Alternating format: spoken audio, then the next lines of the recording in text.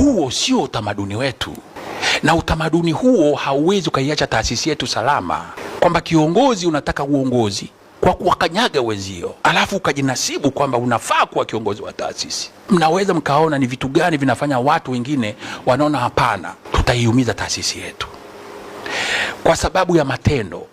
Na wakati unajua watu wanasema, watoto wa mjini wanasema wacha linyeshe tujue panapovuja. Kipindi cha pressure na stress kama hiki ndio unaweza ukapima uvumilivu, ustahimilivu wa viongozi, haiba ya viongozi, uwezo wa kutunza siri za taasisi, uwezo wa kuilinda taasisi. Huwezi ukaibagaza taasisi ambayo unataka ukaiongoze kwamba imejaa rushwa, alafu ukiambia baba, hebu toa basi mfano mmoja wa rushwa, na wewe ni mwenyekiti wa kamati ya maadili ya chama, kuhusu hiyo rushwa, hebu ielezee redu ione. Unatoka tu mama Abduli, fedha Abduli, mambo ya kihuni.